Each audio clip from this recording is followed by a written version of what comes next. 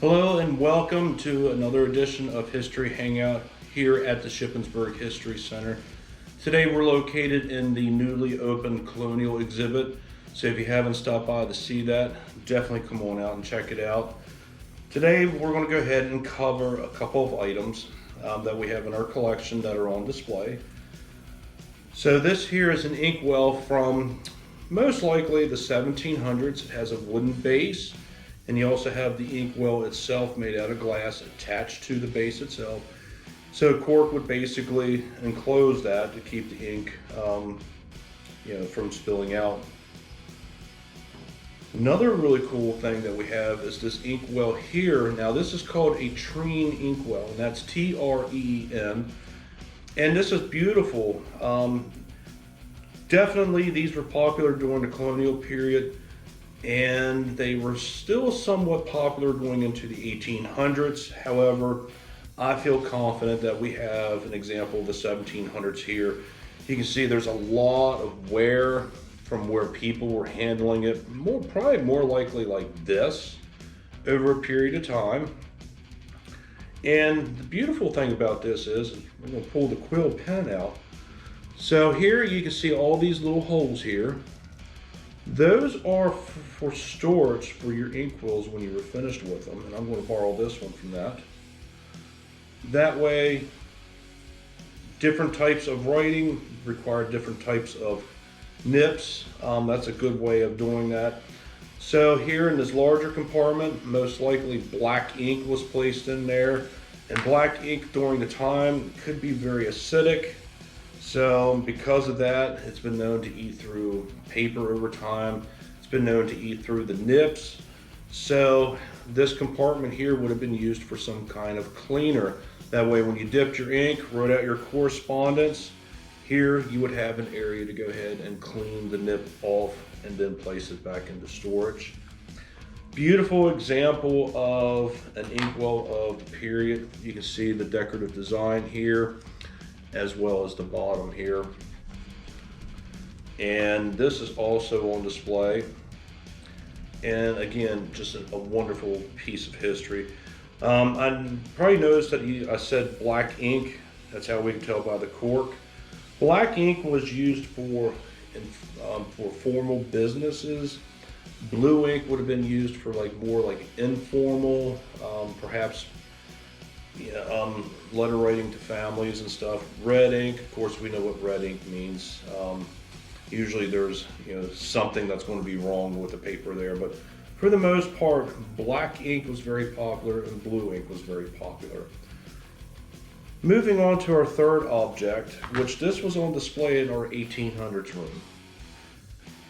I love this piece, but I started digging in and looking into this piece to do this video here, and this is not 1800s at all, and I'll show you why here in a minute.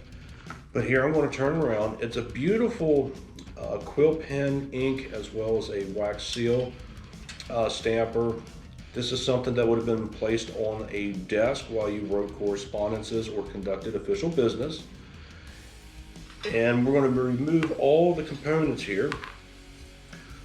That way you have a better look. So this is cast brass, and what gave this away is when I flip it over, you see how this moves?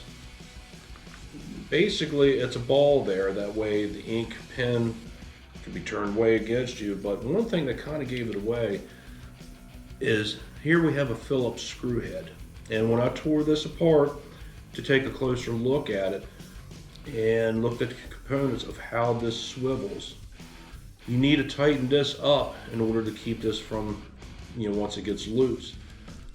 Phillips screws did not become popular until after the 1930s, so that's how we know that that's a 1930s cast brass piece. Here we have the glass inkwell along with a cast brass lid for the enclosure. Here we have the wax seal stamper. So basically you would have a wax seal, most likely red. You would not use black for an example, because black meant you better sit down because there's something serious in there, but most likely it would have been red. and they would have heated the wax rod up, and then after that you just scrape it across the paper, and then you take your stamper to that. That way, if the seal was broken, then the contract was null and void, or in the case of a letter or correspondence, if the wax seal was broken, that meant that somebody had read your letter. The quill pen itself, you have a wooden body with a brass top here for the handle. The nips in them would often wear out, so you would just basically pull this off and then place your new one on there. Or if there was a certain style of writing nip that you preferred over the other, or maybe perhaps you needed two, one for fine, one for bold, you would have multiple nips that would go with them. Same way with this pen here. As you can see, this one here just pulls out, and then after that put it right back in.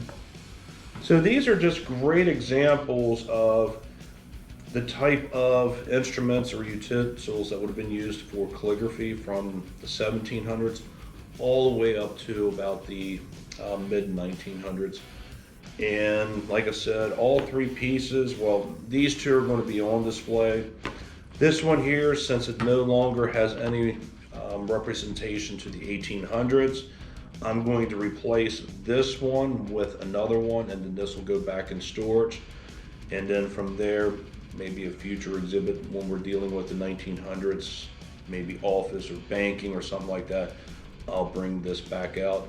This is a beautiful piece, and it's a great example of the type of calligraphy tools that would have been around. Speaking of writing utensils and stuff, we are coming up with a brand new program for this year because we are working with Shippensburg University with the summer camp for the one-room schoolhouse. And one of the ideals that I had was to basically teach students how to use these utensils and give them a little bit of history and such on the background. So the program is being developed. We're hoping to have that launched for the summer camp. We're going to have that available here at this building for our normal educational programming. So thank you everyone for tuning in. Can't wait to see everybody. So far, our months of January, February, March have been wonderful. April is starting out to be a great month as well. And judging by the schedule for May, things are definitely looking up since we're pretty much out of COVID restrictions from here on out. So fingers crossed. Anyway, we'll see you.